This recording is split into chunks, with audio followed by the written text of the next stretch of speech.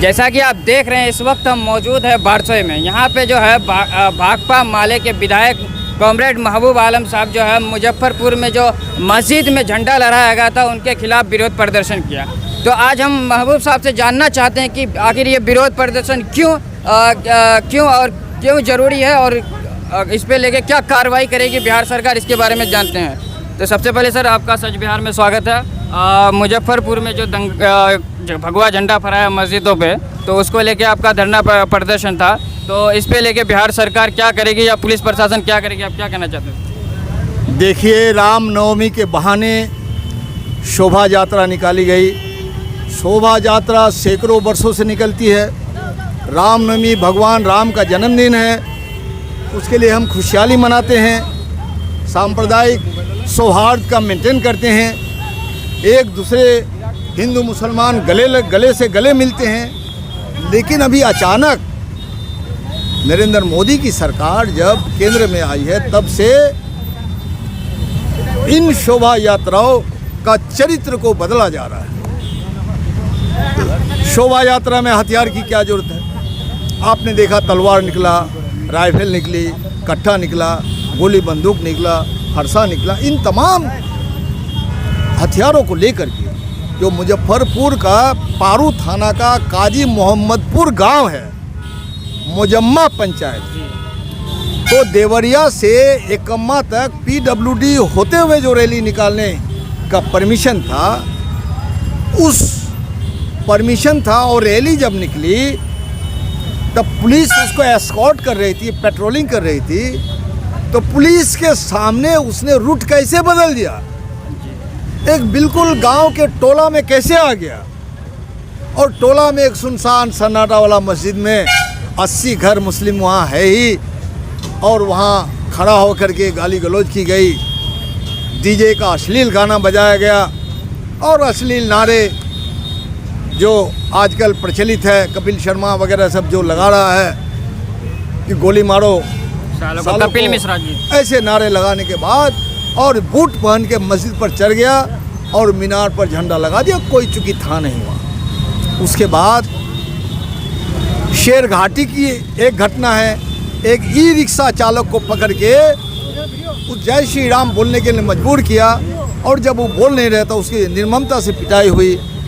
और उसी मुजफ्फरपुर का कथैया थाना में बंजरिया में ईदगाह है, वहाँ ईदगाह में वहाँ रात में चोरी चुप के घुस के वहाँ झंडा फहरा दिया। और इसी तरह से आप देखते हैं कि भागलपुर, ये दरभंगा के घनश्यामपुर में मुसलमानों के दुकानों पर हमला हुआ। ये हमला अचानक नहीं हो रहा है, ये भाजपा की सुनियोजित साजिश के तहत हो रहा है। ये मुसलमानों के अंदर डर पैदा करना चाहते हैं। हम इनको खबरदार करना चाहते हैं कि मुसलमान बिल्कुल भी डरा हुआ नहीं है। मुसलमान इस देश के सम्मानित नागरिक है और इस देश को आज़ाद करने के लिए हजारों मुसलमानों ने शहादत दी, और आज संविधान की हिफाजत के लिए, धर्मनिरपेक्षता की हिफाजत के लिए अगर शहादत देने की ज़रूरत होगी तो मुसलमान तो शहादत देगी ही, साथ साथ जो भाकपा माले जो हमारी राजनीतिक ताकत है, हम भी शहादत देने के लिए तैयार हैं। हमने देखा ये सब छेड़खानी बर्दाश्त नहीं की जाएगी। सर हमने देखा कि अभी आप मुजफ्फरपुर जहाँ भगवा झंडा लहराया गया था मस्जिद पे, आप वहाँ भी गए थे, लेकिन अब तक प्रशासन उस पर क्या कार्रवाई की है? प्रशासन का उपेक्षापूर्ण रवैया है। 10 तारीख के 3:45 बजे की ये घटना है और अब तारीख का टाइम हो गया। मैं शुक्रिया अदा करता हूँ वहाँ की मुस्लिम जनता का कि उन्होंने संजीदगी का सबूत दिया, और रात में 2000 लोग जमा हुए, लेकिन कोई हल्ला नहीं, कोई नारा नहीं। और सुबह तमाम धर्म के लोगों के रहनुमाओं के साथ इन लोगों ने पुलिस थाने में अपनी मांग रखी 11 तारीख को 12 बजे, और 38 आदमी का नाम दिया नामजद, जो 18 आदमी का केस किया। और इसमें जो हिंदू पुत्र का एक संगठन बनाया गया है, जो वहाँ के विधायक है, जो पहले VIP में थे, अभी भाजपा में है वो, और इनकी संलिप्तता से इनकार नहीं किया जा सकता। इसलिए हम मांग करते हैं कि ये कानून व्यवस्था का साधारण घटना नहीं है, ये सुनियोजित साजिश के तहत बिहार को बदनाम करने की साजिश में लगे हैं ये लोग, भाजपा RSS। इसलिए नीतीश कुमार से हमारी मांग है हमने मांग पत्र भी दिया है कि आप इन लोगों पर सख्त कार्रवाई करें कि आने वाला दिन में ऐसी घटना ना तक एफआईआर हुई है किसी पे? एफआईआर हुआ है जी, एफआईआर एफआईआर हुआ है 18 आदमी पर। उसमें से 8 आदमी को गिरफ्तार किया गया था, लेकिन 5 आदमी को गिरफ्तार करके जेल भेजा गया है। हम धन्यवाद देना चाहते हैं। लेकिन बाकी जो संलिप्त लोग हैं, जिन लोगों ने हिंदू पुत्र जैसा संगठन बनाया, क्योंकि आजकल आप देखते हैं कि इन शोभा यात्राओं में हमारे दलित भाइयों के बाल बच्चों को ही शामिल किया जाता है। तो दलितों को तो मंदिर में घुसने की इजाज़त नहीं है, दलितों में तो कुर्सी में बैठने की इजाज़त नहीं है, दलितों को तो समानता का अधिकार नहीं है। ये अधिकार तो हमारा संविधान ने दिया। इसलिए आज इन तमाम लोगों को अलग अलग संगठन के जरिए, कहीं बजरंग दल, कहीं आरएसएस, कहीं हिंदू सेना, कहीं हिंदू पुत्र के नाम पर इसने संगठन बनाया है और इसी तरह की घटना को अंजाम दे रहा है। हम खबरदार करते हैं, ऐसी घटना को अंजाम आने वाला दिन में ना दे आप, नहीं तो आपको सबक सिखा दिया जाएगा। और नीतीश कुमार ये जो शांति और सद्भावना और सौहार्द का नाटक करते हैं, अवतार पार्टी देते हैं, आपका आज तक मुजफ्फरपुर की घटना पर बयान क्यों नहीं है?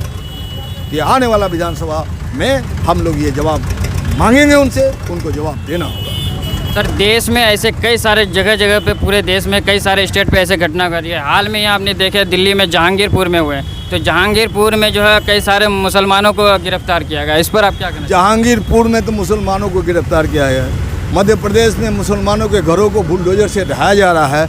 अब से पहले हम लोग बोल रहे थे, कुछ महापुरुष हो जाते हैं विद्वान, जब CAA NRC में हमने कहा कि मुसलमानों को टारगेट किया जा रहा है, तो कुछ लोग बोलना शुरू किया था कि मुसलमान नहीं कहा जाए, अल्पसंख्यक किया जाए। मैंने कहा अल्पसंख्यक में माइनॉरिटी में सिख है, ईसाई है, आपको बौद्ध है, जैन है, इन पर तो कोई खतरा नहीं है। खतरा है मुसलमानों पर। और आज ये साबित हो रहा है, आप लोग भी देख रहे हैं कि मुसलमानों को चुन चुन के उनके मजहब के जो पवित्र स्थान है उनको निशाना बना रहा है, उनका जो लिबास को देख करके उनको निशाना बना रहा है। ये नफरत का जहर फैलाया जा रहा है और मुसलमान को ही इस देश का दुश्मन साबित करने की नरेंद्र मोदी नापाक कोशिश कर रहे हैं। ये बिल्कुल कोशिश कामयाब नहीं होगी और सांप्रदायिक फांसीवादियों का जो हसर हुआ, हिटलर का जो हसर हुआ, इनका भी वैसा होगा।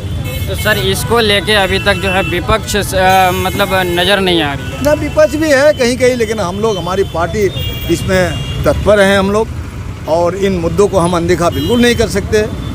मुद्दा रोजी रोजगार का है, मुद्दा शिक्षा का है, मुद्दा महंगाई का है। इन मुद्दाओं से ध्यान भटकाने के लिए मुद्दा ये सब ला रहे हैं, ताकि जो विशाल जनता जिस मुद्दा से पीड़ित है उस मुद्दे पर उसका ध्यान नहीं जाए और मुसलमानों को टारगेट बनाया जाए और मुसलमानों की बेहुरमती हो, संविधान की धज्जी उड़ाई जाए। लेकिन संविधान की धज्जी नहीं उड़ाई दी जाएगी। अगर ज़रूरत पड़े, आज एक बार फिर जिस तरह से देश को आज़ाद करने के लिए लाखों शहादत देनी पड़ी, आज भी ज़रूरत पड़ने पर संविधान की हिफाजत के लिए, सौहार्द के बचाव के लिए, भाईचारा की हिफाजत के लिए ज़रूरत पड़ी तो कुर्बानी देनी। सर, एक भगवा झंडा की आप जैसे बात कर रहे हैं, तो इसको लेके अभी एक तस्वीर कटिहार ज़िले से, हमारे कटिहार ज़िले से ही आए थे, जहाँ पे हिंदू भाइयों ने मतलब वुमेन चेन बना के जो है उन लोगों ने मतलब शोभा यात्रा वालों को जो है रोका ताकि वो मस्जिद में झंडा ना फहराए। तो इस पर क्या संदेश? बिल्कुल बिल्कुल, हम स्वागत करते हैं, ऐसा ही तो माहौल होना चाहिए। लेकिन उसमें एक शर्त है कि शोभा यात्रा में हथियार की क्या ज़रूरत है? हथियार बिल्कुल वर्जित होना जरूर। पुलिस क्या कर रही है? मैं तो इल्ज़ाम लगा रहा हूँ कि नीतीश कुमार की पुलिस की शाह पर वो घटना घटी। अगर पुलिस एक्शन लेती तो उन नौजवानों को, बदमाशों को हिम्मत नहीं होती। कहीं कहीं देख रहे हैं कि शोभा यात्रियों को पानी पिलाया जा रहा है, शरबत पिलाया जा रहा है। ये तो गंगा जमनी तहजीब का नमूना हमारा मुल्क। इसी को आरएसएस चाहता है बिगाड़ने के लिए। भाजपा का और कोई एजेंडा है नहीं, दूसरा की वही एजेंडा नहीं, यही मुसलमान एजेंडा बन गया उसका। इसलिए हमारी पार्टी, हम लोग तत्पर हैं और मुस्तैद हैं, हमारी कड़ी नज़र है। इसलिए वो मुजफ्फरपुर के एक मस्जिद का सवाल है, वो तो एक प्रतीक है, लेकिन ये इसका मकसद है। इसलिए हम भी इनके मकसद को हमने भी पहचान लिया। बाकी लोग क्या करते हैं उस पर मैं नहीं कहूँगा, उन लोगों से लीजिए, लेकिन हम इसको नज़रअंदाज नहीं कर सकते। सबसे बड़ा मुद्दा सांप्रदायिक सौहार्द की हिफाजत का है, और जब हिफाजत होगी तब मिलजुल के महंगाई के खिलाफ लड़ेंगे, रोजगार के लिए लड़ेंगे, शिक्षा के लिए लड़ेंगे और बेहतर तंदुरुस्ती के लिए लड़ेंगे। तो ये थे अभी हमारे साथ जो है भाकपा माले के विधायक महबूब आलम साहब, जो मुजफ्फरपुर में जो भगवा झंडा मस्जिद में फहराया गया था उनके खिलाफ बारसोई में आज प्रदर्शन कर रहे थे। तो ऐसे ही बने रहिए और देखते रहिए सच बिहार में। हूँ मोहम्मद आज़ाद आलम।